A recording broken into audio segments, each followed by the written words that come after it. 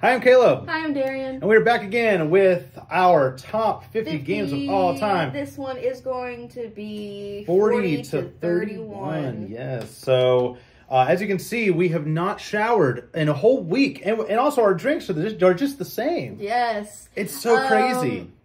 To give you guys a brief little rundown, Yes. If you haven't seen our last video, please go check it out. We do give a more in-depth description as to why we ranked these the way that we did. Yes. So please go check that out and also go ahead and like it as well. Yes.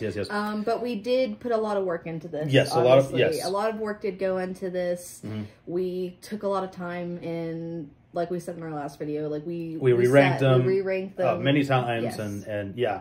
And then we had to shift a few around because we're like, I think this might be higher. Last minute we did, even one last video, I did have to shift another one because I realized something. Yeah. But we also decided to make this a little bit more fun, that we are going to try to guess our top 10 of each other's, because we have no clue what the other person has. We're learning as we're doing this. Yes. So basically, if it is not in our top 10 and they say it before it gets to the top 10, we have to mark it out. So we lose a point, kind of, whatever. Yeah. It's double points if it's in the right spot, too. Yes. We also are betting on 10 crossovers. We already have hit one crossover so far, last episode.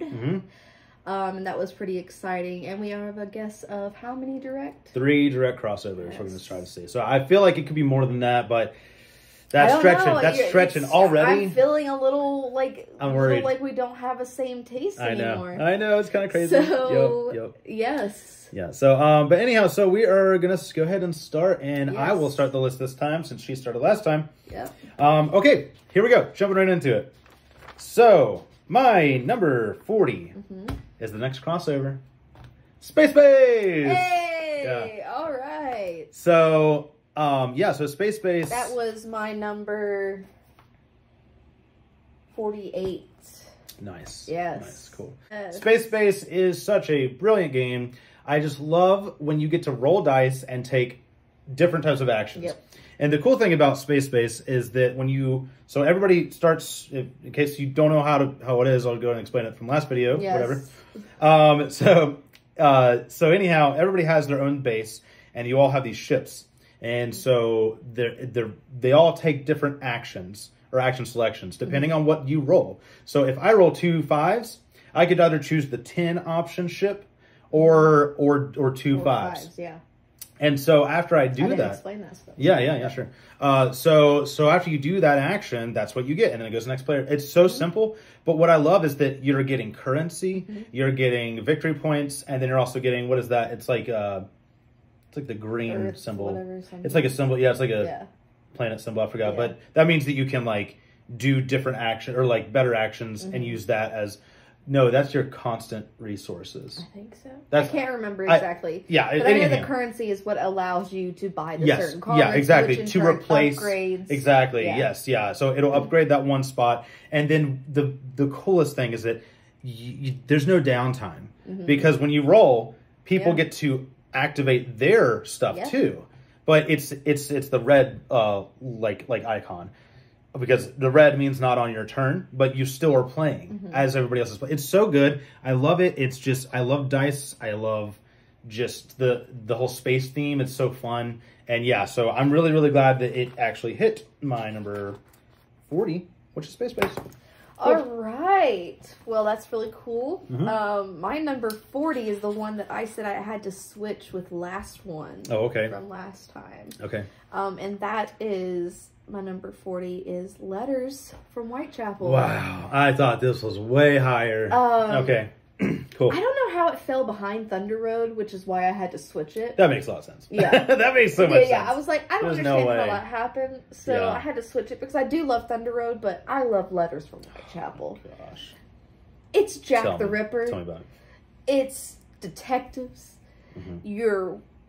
One person's Jack the Ripper trying to go off and, get rid of people. No, kill them. We should probably not kill. We should probably not say kill. We could get demonetized. I don't think so. I'm pretty sure. Say get rid of these workers. These female workers. Okay, whatever. I'm pretty sure about. Yeah, you can. I think you can. They're prostitutes. I don't want to. We could. Okay, well, we all know a Jack the Ripper story. So Jack the Ripper, he hurts people. Okay. Specifically women. Specifically women. And he gets rid of them, okay? So that's what your job is to do as Jack the Ripper, is to get rid of them and then hide from the police and get to your base before. Yes. And Jack the Ripper has their own little hidey hole, and I know because I play it all the time. Hole. You got a hidey hole? It is a little hidey hole. I don't think I'm like kind of... Oh my gosh, I love it. I love it. So, it's a little hidey hole. Let me say it. Yeah, keep going. Let me say it. You're good. And no one else knows what it is except you. So you got to be strategic on where you get rid of these people at. Murder these people, I guess we should say. That's fine. Get rid of them where you do it. And then you only have so many turns until you get caught. Yeah, exactly. That you can get back to your base. Yeah, exactly. Your hideout in Whitechapel. Yes, in so Whitechapel. You are. So you're going through the streets. Cool. Oh, I just so love how the art is so cool. It's the simple. Little pieces are so cool, and everyone else are these detectives, and they're all basically trying to follow your trail by asking questions, accusing people, guessing. And just trying to get clues. Yeah. And trying to arrest you. Yeah. That's all they're doing. And they have how many turns? 4 nights? I think, yeah. 4 nights to get you. And if you don't, you win. Yeah. Which it's very hard to win as Jack the Ripper, especially if you have many, like everyone playing the detectives. Because that's how many players? I think it goes up to 5 or 6. Yeah, it's a lot of player counts. Well, because if you have all of them, which we've played it with high player counts every time. Well, one player has to play, like if it's 2 people, one player plays as all of the officers, and then people just mitigate depending on it's like fine. All of the officers are still going to be there. Yeah, and no matter what, even if it's like a 2-player game, so it is a little hard to be Jack the Ripper, but it's also so fun because you're writing down each space that you're taking, and if they say a clue and that's already so far away from you, you still have to tell them, yes, I was there. Yeah, it's such a perfect little game. It is, and if you don't know anything about Jack the Ripper, this will tell you all of the. You. There's a history book in the game. Yeah, it's wild to me. I mean, it tells you everything you need to know. The exact dates when he killed. So one of the most infamous murderers of all time because he was never caught. Yeah. Right? Yeah. So that's my number 40.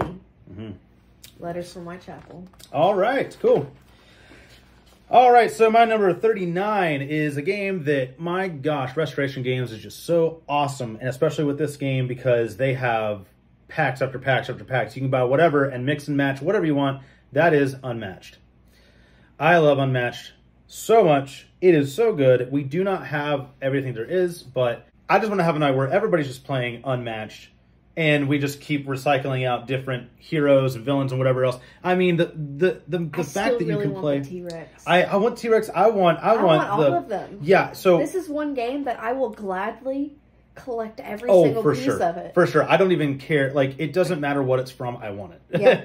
Because the game is so simple. Literally, everybody gets a hand of cards, and they're all different. Everybody plays completely different. Didn't we play it where I was Deadpool? Yeah, you were Deadpool, Spider-Man, it was and then so good. Yeah, and then my gosh, the fact that you get to be like Sherlock Holmes or like Achilles or which is so cool. The pieces, the minis, the details that they put into the minis too. Yeah, I mean King Arthur, you name it, it's there. So the thing is that you're just battling until somebody or you're the last person standing. That's all the game is. Yeah. And the fact that it's a great card game with miniatures that you can pull out anytime and teach it like that. Use different maps every time. Use different characters, mix match. It's perfect game. And I will say, so it gets everyone engaged because they get to pick their character. For sure. They get to look through a whole bunch of different, way different because they all have different abilities, different powers, and they just get to pick. Yeah. I mean, it's so great. And I will say this will probably skyrocket once we play the cooperative, the Tales to Amaze. Guarantee the Unmatched Adventures will will skyrocket. So, but for right now, I think it's at a comfortable spot, and that is number 40. Also not 40, 39 unmatched. 39. Yeah. So cool. All right. So my number. My number. My number 39. Because I was trying to say the word as well. Yep. Is Marvel United. Oh wow! Cool. Yes. Yes. Thank you for having that in there. 39. Sadly, it did not make. How did it not make your list? I know. It's just a perfect little board game. Thank you, though, for talking about it. Go ahead. It's such a perfect little board game. I will say the art of it really deterred me for a little while because it's chibi, and I'm not a big fan of chibi art. I don't know what it is. I'm sorry. No, I get it. But the game is so perfect. I mean, it's different because you can mix and match like who you play as, who you're going against, and basically you're building the story along your entire board. Yeah. It's just a perfect game. It is. It's so good. It's so simple. Yeah, it's so simple.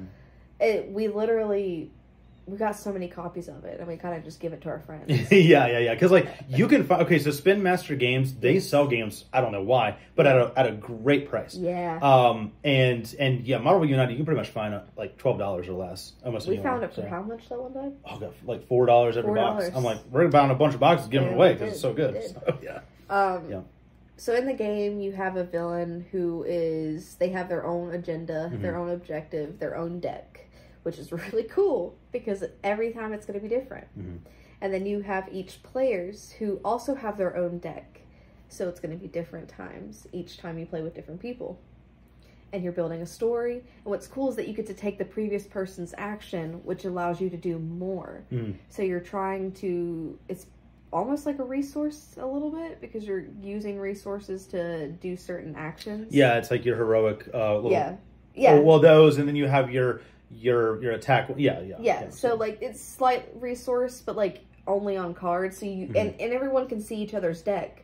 So like you're talking. It's it's like if I play this, then it's a very cooperative game. You're all talking to each other. It really engages conversation. Yeah. I just love the fact that you take the previous action as well as yours. That's what I'm saying. That's you're so building good. A That's story. so good that. Okay, well, if you do this and go here and save that guy and then take out the thug, I can also do this because of this. It's such a good game, and I definitely think it deserves being in my top 50. And I'm really sad to hear that it. I am too, because now that I'm thinking about it, I think that it should be higher. I really do. I think it fell into like the low 60s, maybe. Ooh. Yeah.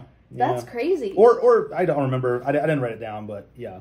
Yeah, well, that's my number 39, and that is Marvel United. Cool. Nice. All right, so for me, we're going to 38, right? Yep. So 38, man, this was so difficult. I mean, so difficult for me. More than almost any other game to slot. Oh, I hate saying this, but this is my highest ranked Seven Wonders game. That is Seven Wonders Duel. Seven Wonders Duel is, oh my gosh, just so amazing. And the fact that... That's because you've won every game. Yeah, okay. Okay, no. Okay, so... You have won every game. Okay, I won the one. Oh, yeah, sure. Because of the science. It really depends on the day, depending on which Seven Wonders I want to play. Seven Wonders Architects, I would play if it's just chill, casual time. Seven Wonders itself, I would probably play almost any time. But if it's just you and me... Obviously, Duel is the best way to go. It is the best or one of the best 2-players tug of war games ever. It is. It's so amazing. It's also really hard, and it's true. really hard it is for me to win. Or maybe you know what? I take that back. I don't think it's a hard game. It's very easy. Sure. It's very easy to teach. It's very easy to get. It's just you got to build a strategy with it. Yeah, because there's like what? There's like 3 different paths to victory. Yes, so but I did win one time with science. Yeah. But like it is like a very strategic game that you got to really think about as you're playing. Yeah, true. And I mean the designer Bruno Catala, so brilliant. The fact that he lays like it's the way that the cards are stacked. It's like stacked like a pyramid in a way, and then you have to take that card, which reveals the next 2, and then it's so neat how you take the cards and then use them. It's so different from all this other Seven Wonder games that it's crazy that it's even a Seven Wonders game. Yeah, that's very true. That's very true. So, yeah, no, I mean, I love this one. I love that you have 4 wonders to actually build and construct, and then it gives you like the extra available actions to do, and it's amazing because all Seven Wonders is drawing a card and then using that card. That is every single game. And the fact that you can turn that into 3 different games, fantastic. So Seven Wonders Duel, for right now it is where it is, and I'm really happy about it. So that is number, what is it? 38, Seven Wonders Duel. Yeah. My number 38 is another classic. It is Mysterium. Wow. I just love this game. Wow. Cool. Okay. He mentioned Obscurio earlier. When talking about it, and I wouldn't really compare them too much other than the aspect of the abstract cards. But Mysterium is literally a game where you're all trying to help solve a murder case. You're trying to all guess a person, all guess a location, all guess an item, and the ghost is going to be telling you if you've got it right or wrong. They give you these abstract cards to try to give you hints on guessing the right person for you. Yeah. You're all trying to guess a different person, which is very important because that's the hardest part to get people to understand sometimes when teaching the game. Yeah. Is that you're all going for a separate person. Yeah, true. Okay? So that but way I try to not explain that at the beginning. So yeah. But that way at the very end, the ghost then takes everyone's together, their numbers, and then puts one in the middle. And then you all have to figure out, based on the clues that they give, depending on how much you've moved up on the clock it is. Yeah, well, no. It's it's on the mantelpiece. It's like a little mantelpiece, and you're like rising up. Oh, the mantelpiece. And then there's like a certain amount of cards that you can see. Well, no, that is the clock because it takes 7 hours. Yes. Or well, in the game turns whatever. Yes. Or something like that. Yeah. 7 turns. Yeah. You basically get to also vote on whether you think people are right or wrong as the game goes on. And depending on if you do that, you get to move up on this mantelpiece that in turn at the very end of the game allows you to see how many cards for clues on who is going to be the actual murderer. Very fun game. Yeah, it is. Very simple. Yeah, I just love that everybody gets... It's fun to be the ghost, and it's also fun to be the person trying to solve it. Yeah, true. No, I just love that everybody gets a vision card, and then it's like, okay, if only one person gets one vision card because the ghost can't like give it out, it's like I love the fact that everybody gathers around the table to that one person. Like, okay, well, let me help you do this. Okay, so maybe it's the collar, maybe it's the fuzziness on her hair, or whatever. It's so because you do want to help everyone else to make sure that you all get to the end because it is round based. Yeah, for sure. So it's a very cooperative game, very fun, and it's always good for like a spooky time of the year. Oh, it's the best, or one of the best Halloween games. Yes, so that's my number 38. Cool. Speaking of Halloween games, I chose this for purely nostalgic reasons, and that is Betrayal at House on the Hill. Yeah, so Betrayal at House on the Hill is, gosh, what I love is that it's a semi-cooperative game to start, and then you're just building out this house. Every single time it's different. And I love just, especially when you play this on like close to spooky time season like Halloween, and then you turn off all the lights, you have a bunch of candles around. It just gets that theme going. Really, really does.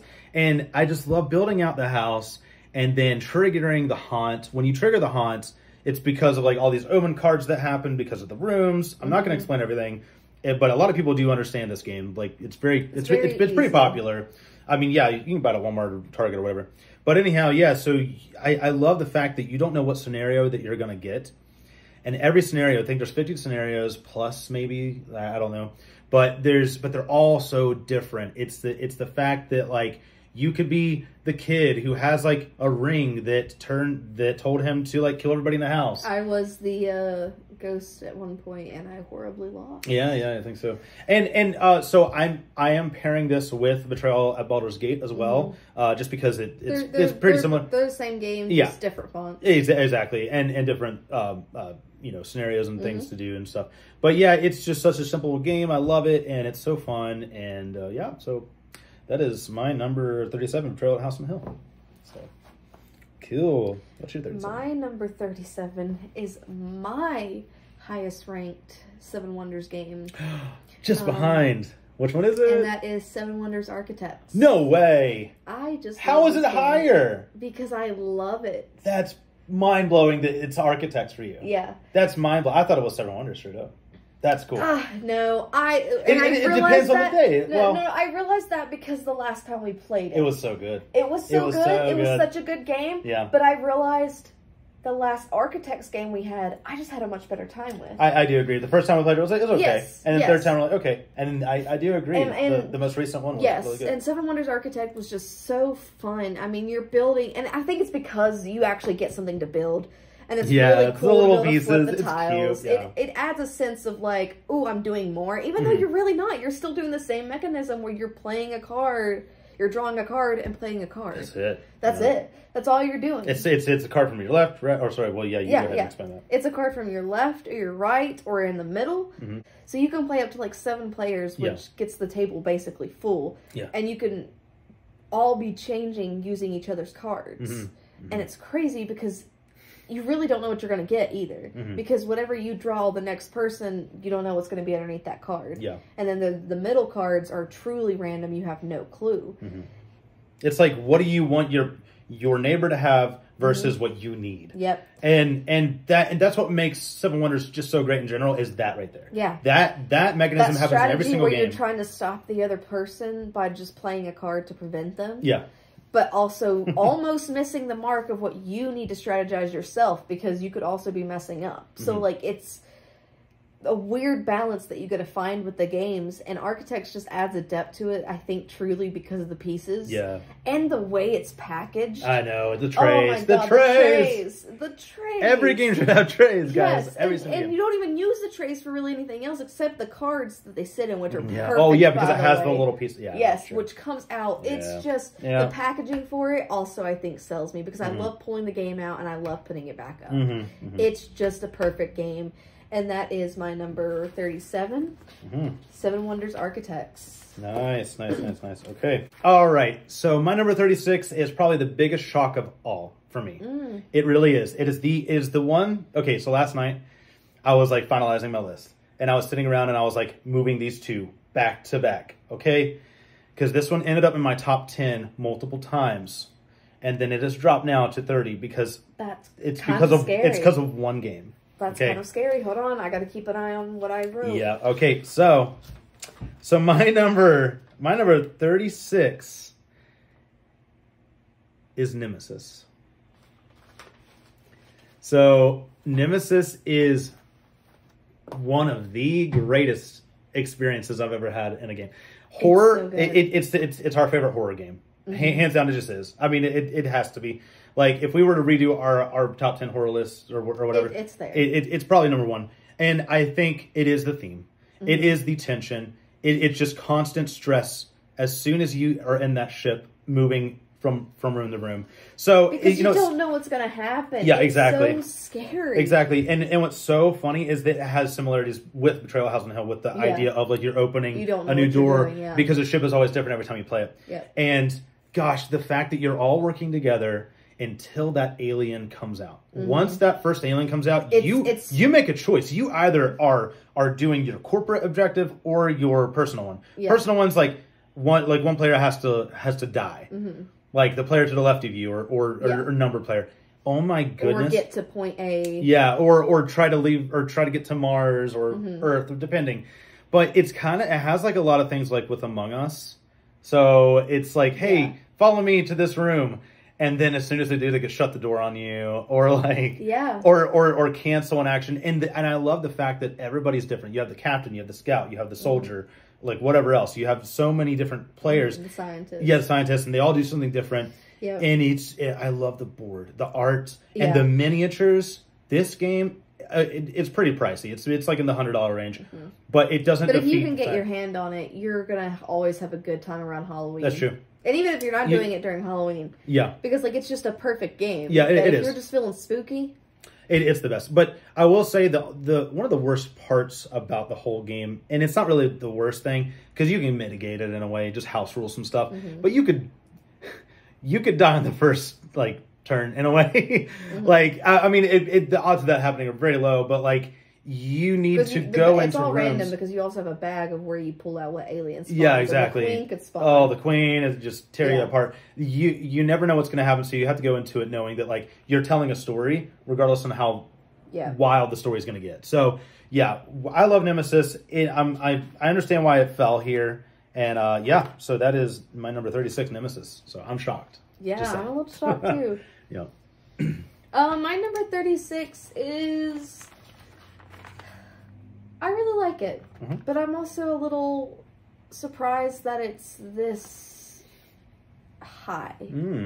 Only for one reason, and you'll understand once I say. Okay. Chronicles of Crime.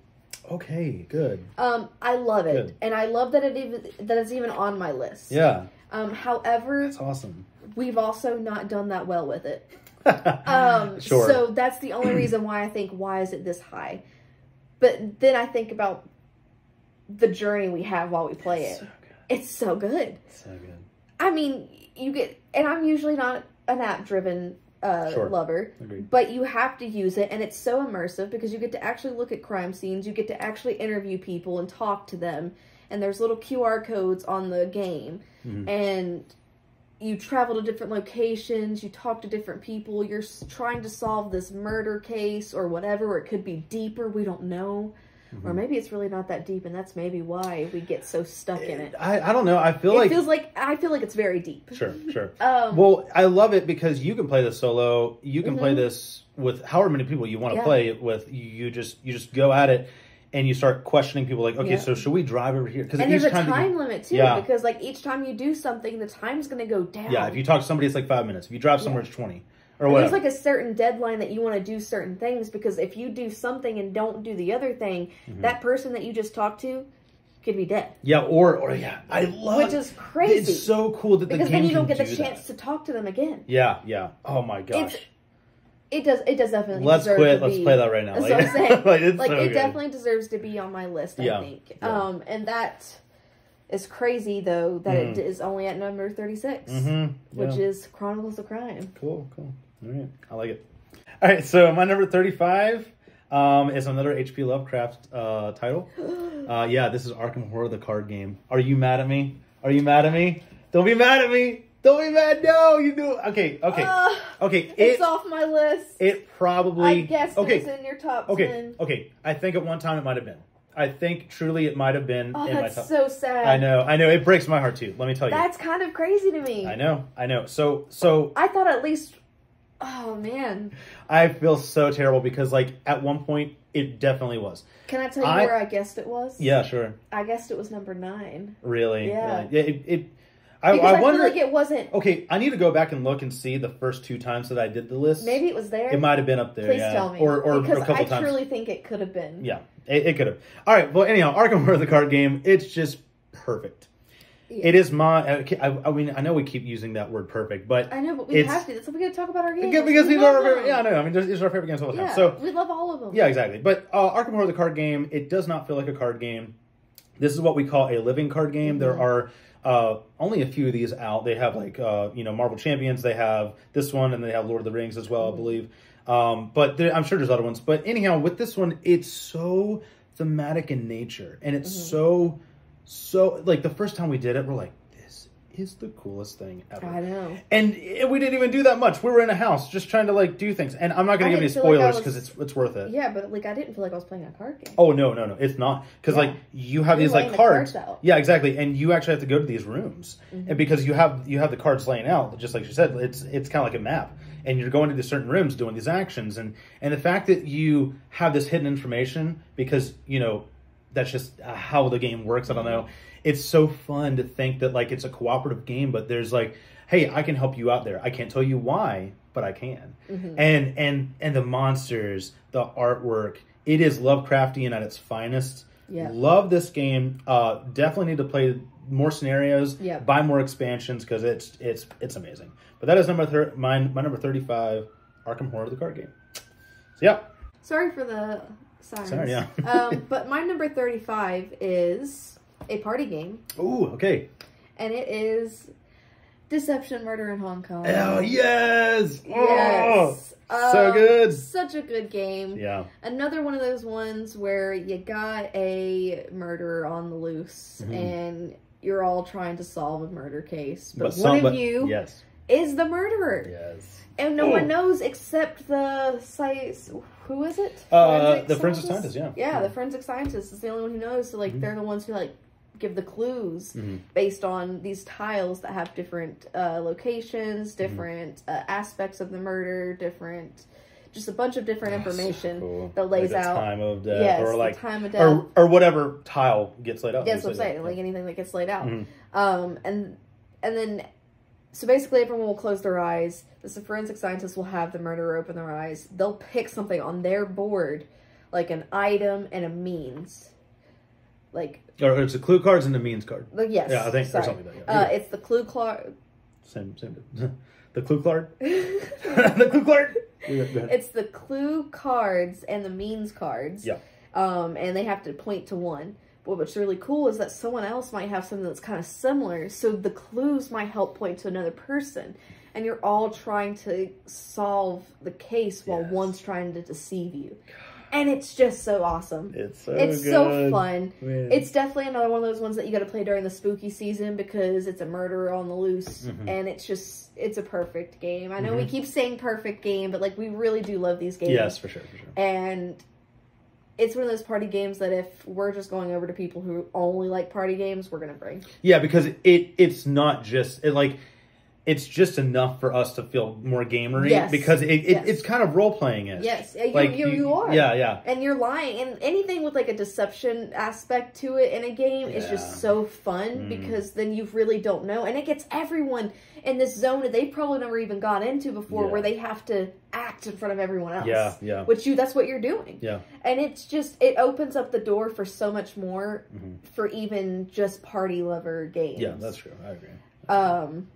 But yeah, that's my number 35. Cool. Yep. 35, yeah. Deception Murder in Hong Kong. Cool. All right, so my number 34 is the game that inspired Magic the Gathering. That is Cosmic Encounter.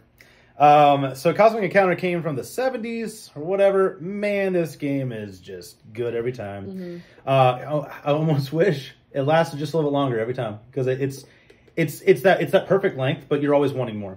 And, so it definitely plays better at a higher player count, but everybody is a different alien, certain alien. They all have their specific powers, and you can add like a few modules in the game if you want to, but it's very simple, but everybody is trying to, I guess, colonize on a different planet that everybody has. Like everybody has these 5 planets and you have 4 ships on each. And, what I love is this negotiation factor. I love negotiation games. And this is the one that does it in the most simple way, with still feeling very complex and kind of. So I love that it gives just enough of complexity to such a simple game. Oh yeah, for sure. And like the idea is that when you are so you don't know who you're going to attack. You flip over this card and it tells you red player or blue player or whatever. And then as soon as you see that, you're like, oh, guess we're fighting. Who wants to help me? Who wants to help the other person or whatever? And I just love that conversation around the table where we're all just like, oh, I don't know, if I help you, do you give me things? And it's so good. I love the fact that it only takes it's 5 planets.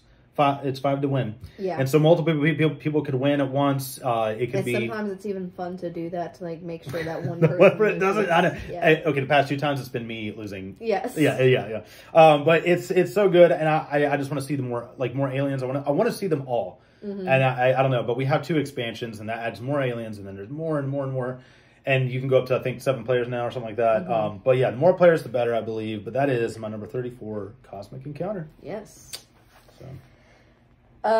My number 34 is Memoir. 44. Yeah. Oh, nice.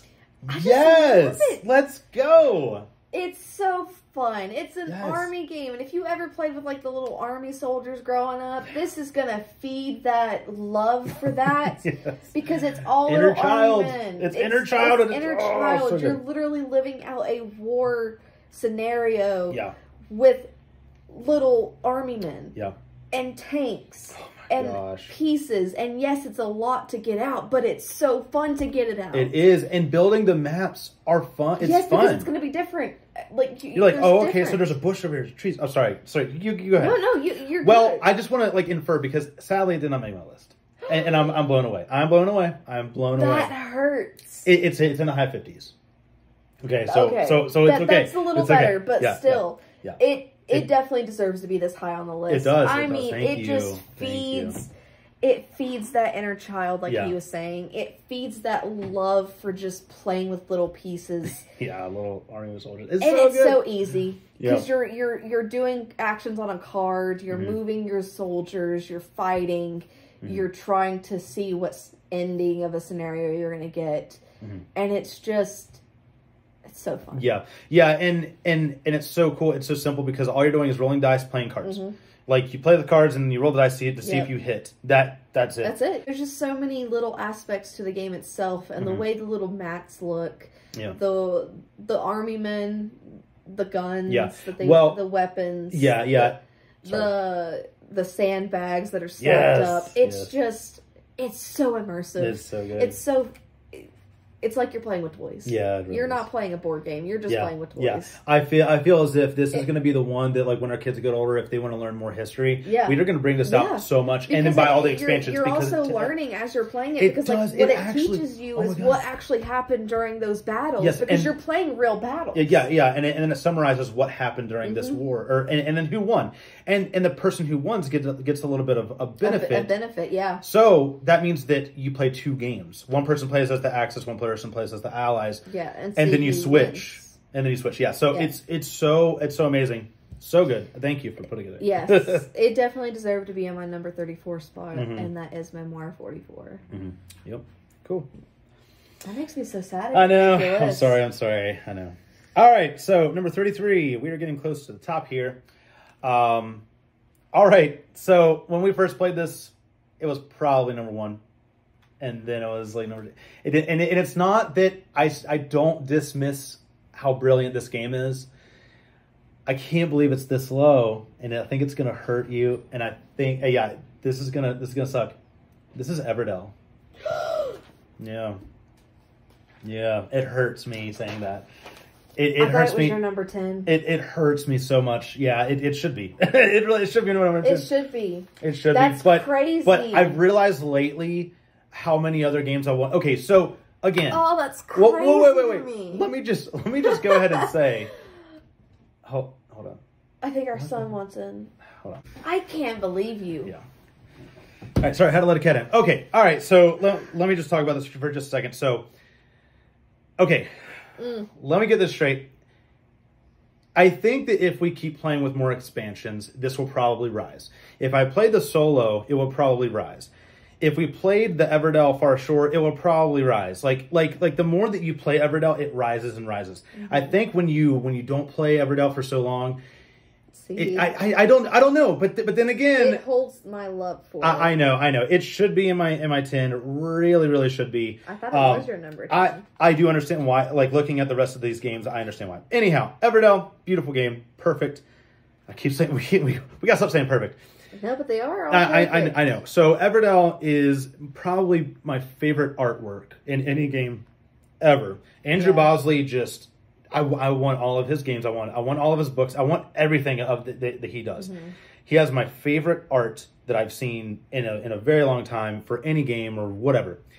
So everybody is playing as these like little woodland creatures. So you have little squirrels, little mice, and I don't know, there's just like groundhogs and stuff, or hedgehogs. And so everybody's doing this worker placement type thing. So you're going to these actions and you're taking either twigs or pebbles or resin or berries. So you're grabbing all these resources, and then you're using these resources to build things, to feed your critters, to put them in your village. And you're just building up a village of 15 cards. After you get to 15 cards, you can't do anything else. You almost feel like you're not going to get there, but then you do. Every single time you play the game, you're getting these resources, and you're like, "There's no way." Yeah, and because like it's only 3 seasons, right? So spring, summer, and then fall, and then you have to end the game. because you're getting ready for winter and you're getting all these things. But I love the fact that there's a tree. The tree, there's a tree with cards on it, which is so, I guess, technically unnecessary. It is, but it is necessary. I know it just works into the aesthetics of the entire system, and the reason why it works. And so Everdell, it's a beautiful game. I would never say no to play this, ever say no. And it's so that is strangely enough and sadly enough, it is number 33. So there you go. 33, I think you're going to be a little surprised about. Okay. Number 33 is a solo game. What? Yes. Don't you dare. Number 33 is Final Girl. I'm done. It did not. Yes. You're a liar. It did. I'm done. And you want to know why? Oh my God. Yeah, tell me. I'll never forget my first experience with it, even though I lost horribly. That is true. I will never forget my first experience thematic, with it. Heavy thematic. It really is. So it's like I watched a movie. Yeah. I was playing the movie. Yeah, you were playing the Final Girl. That's what I was doing. And it's a perfect little game, and it's perfect for Halloween. Another one of those ones that is spooky. You're literally trying to survive. The one that we have is the... Sorry, I'm just trying... I know. What? I knew you were going to be surprised about it. It's a riff-off of Jason. Yeah, it's a riff-off of Jason, but you're trying to... a riff-off of, Yeah, a riff-off of whatever. Mm-hmm. You're trying to survive him, and he's trying to kill other campers. He's trying to kill you. Mm-hmm. You're trying to save campers. You're trying to, outsmart him. It's very hard. It's very... Yeah, because it is luck-driven pretty much. Yes. You can mitigate it a little bit, But that's what would happen in this scenario. Yeah, it's just you don't know what's going to happen. It's just luck. Yeah. It's dumb luck, pretty much. So they make it so thematic, though. Everything about the game is honestly so good, and I've only got to play it a little bit, and it's just been a good time. Mm-hmm. And I lost horribly. Yeah, but it was so fun. Well, I mean, I played it multiple times, and I still haven't won. Yeah. I still haven't. I got so close, and then no. Yeah, so but it's very hard. It is very hard. Mm-hmm. But they make it hard in a way that, you're not going to be too upset and you're going to want to play it again. That's true. And that's why I think it definitely deserved to make it to my number 33 spot. All right. And that is Final Girl. Nice. Okay. All right. So the last two here. Here we go. So this one, it kind of shocked me, but no, it doesn't. It doesn't. Because this will probably rise and rise and rise each time we play it. So that is The Lord of the Rings, Journeys in Middle-earth. Ooh. Yes, so obviously, huge Lord of the Rings fan. We are obsessed with it. I specifically am. That's my wedding ring. Is the one ring? So I got that for him. Yes, you did. Yes, you did. Okay, so so it is so amazing of a game. It is very much like Mansions of Madness. The reason why it's higher is because I do prefer. Play you. It did not make my list. Oh, I didn't think so. Yeah. I will say it's higher than Mansions of Madness because I prefer the Lord of the Rings IP way more than. Well, it depends. Around this time, I kind of equally like them both, but it just depends on if I want a spooky thing or a fantasy. So it's so great. It's app driven, like I said, and you are adventuring with your companions. And it has this D&D feel. It really does. Yeah, where you are going up and you are fighting the monsters, but you have a certain goal to accomplish. Mm-hmm. And I mean, we need to play it way more. I feel like it's going to rise and rise. And the fact that it has a progression system where you don't just play one game, you play the one and then it continues. Yeah. And you get to upgrade a little bit of your character and add more cards and I think the reason why maybe it fell for you is because we started playing it with 4 characters. Mm-hmm. So we each had 2. And it might have been too much to mitigate, but at the same time, I loved it because I just... If it's Lord of the Rings, I will do everything in my power to love it. Which is wild, but... It was definitely in my tops, just not my 50. Sure. No. That makes sense. But yeah, so that is my number 32, The Lord of the Rings, Journeys in Middle-earth. My number 32 is what I also consider a party game, but it definitely had to be on my list. I had to squeeze it in there somewhere, and it's made it to this point. My number 32 is Camel Up. Wow. Yeah. Nice. Okay. It's just a fun little game. It's so good. You get to stack camels. It's a betting game. You're basically going through, it's almost like horse racing, and I think there's a game out there. what's it called that I've been really wanting. Oh, Ready Set Bet. Yes, yeah, I really want that game, and this is it's like a real time. Yes, like yeah. And I think this kind of has a feel for it a little bit because of the betting aspect. And you're just basically rolling these dice, and the little pyramid that you get that rolls the dice for you, which you don't need. Yeah, you just push a little button. But it's so perfect, and it's so fun. Yeah. It's a little toy that you lift up, hit the button, and a dice rolls out. Yeah. Yeah. And you get to see, and that adds another little fun aspect to the game where you're already stacking these really cool, love the way that they feel. What are they? I don't know what it is. I don't know what type of material it is, but they're the little camels, and they stack on top of each other perfectly. And then there's also the crazy camels who are going backwards around the board who can take the camels the other way. Yeah. And there's little tiles that you have to draw that you're trying to bet, oh, this one's going to be in first by the end of this turn. It's so fun. It definitely deserved to be on my list, and I love that it made it to at least 32. Yeah. Good. Right? Yeah. Yes, 32, camel up. Cool. All right, to start finishing out our last two here. So my number 31 is one of the best engine building games ever. And I would argue to say at one point it probably was in my top 10. Because it fell out, it doesn't make it a bad game or anything like that. It's just right now, at this current time, I prefer other games. But one of the best engine building games out there is Terraforming Mars. So Terraforming Mars definitely beats out Ares Expedition. I'm not a big fan of like the quick pace of that. I like sitting down and having a shared board where you are building out certain things and certain cards that give you ongoing benefits. And then on top of that, you have this shared, like I said, a shared board, and you can build these greeneries and then these cities. And depending on what is surrounding that, you get extra, victory points for it at the end of the game. It is a brilliant game, brilliant design.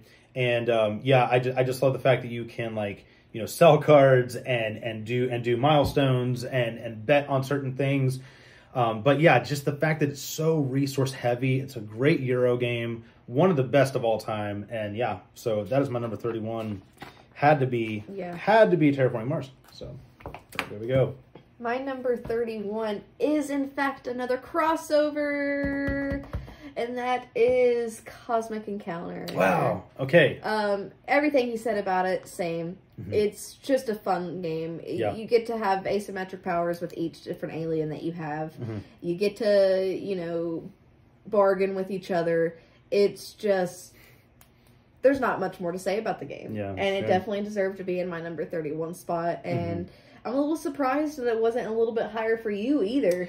I know. I don't know. I think there's other negotiation games that I prefer more. Yeah, so I get that. But it's a fun negotiation game. For sure. The little pieces are really cool. The way that the ships stack on top of each other, they're just really fun. It's so good, yeah.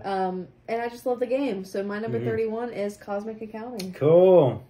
All right, sweet, we did it. Sweet. Made it through another chunk. 10. Yes.